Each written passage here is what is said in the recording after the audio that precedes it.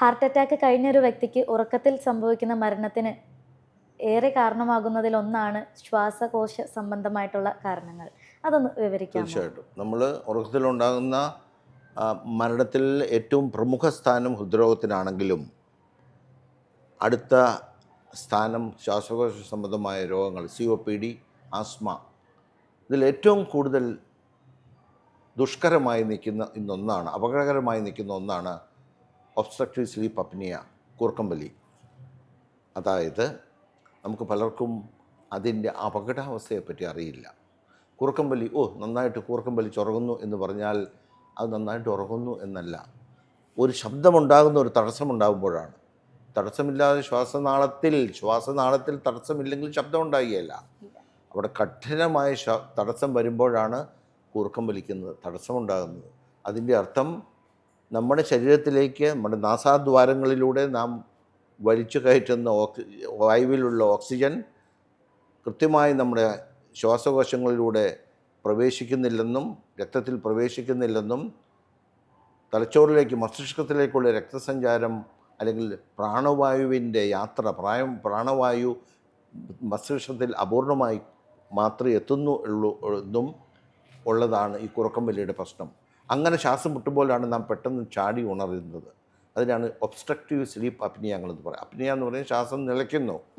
ഒരു വേള ശ്വാസം നിലച്ച് നമുക്ക് കിട്ടാതെ നമ്മൾ രാത്രിയിൽ ഏൽക്കുകയാണ്. അതായത് വിട്ടുമാറാത്ത, നമ്മൾ 3, 4, 5 മരുന്നുകൾ കൊടുത്തിട്ടും ചികിത്സിക്കപ്പെടാത്ത പ്രഷർ, പെട്ടെന്ന് വരുന്ന ഏർലി മെമ്മറി ലോസ്, അൾഷൈമർ, പാർക്കിൻസൺ രോഗം, ഹാർട്ട് അറ്റാക്ക്, സ്ട്രോക്ക്, ഇതിനെല്ലാം ചികിത്സിക്കപ്പെടാത്ത ഒബ്സ്ട്രക്റ്റീവ് സ്ലീപ്പ് അപ്നിയ, കൂർക്കമ്പലി കാരണമാകുമെന്ന് പറഞ്ഞാൽ പലർക്കും വിശ്വസിക്കാൻ താല്പര്യമില്ല എന്നുള്ളതാണ്. അതുകൊണ്ട് തന്നെ 2, 3, 1, 2 മരുന്നുകൾ കൂടുതൽ ഒരാൾക്ക് പ്രഷർ കുറയ്ക്കാൻ വേണ്ടി വന്നാൽ ഞാൻ ഉടനെ ചോദിക്കുന്ന കൂർക്കം വലിക്കുന്നുണ്ടോ, ഉണ്ടെങ്കിൽ ഞാൻ ഉടനെ obstructive sleep അപ്നിയയ്ക്കുള്ള sleep സ്റ്റഡിയുണ്ട്, polysomnography.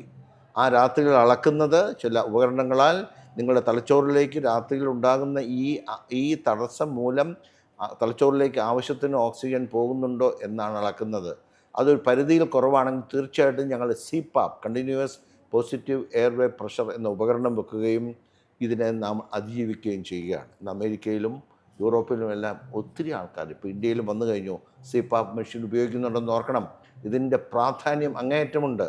Early dementia, നേരത്തെ വരുന്ന മറവി രോഗം, സ്ട്രോക്ക്, ഹാർട്ട് അറ്റാക്ക് അല്ലെങ്കിൽ ട്രെമർ ഡിസീസ്, ഇതിനെല്ലാം ഈ പറഞ്ഞതുപോലെ നമ്മുടെ ഒബ്സ്ട്രക്റ്റീവ് സ്ലീപ്പ് അപ്നിയ കാരണമാണെന്ന് ഓർക്കണം.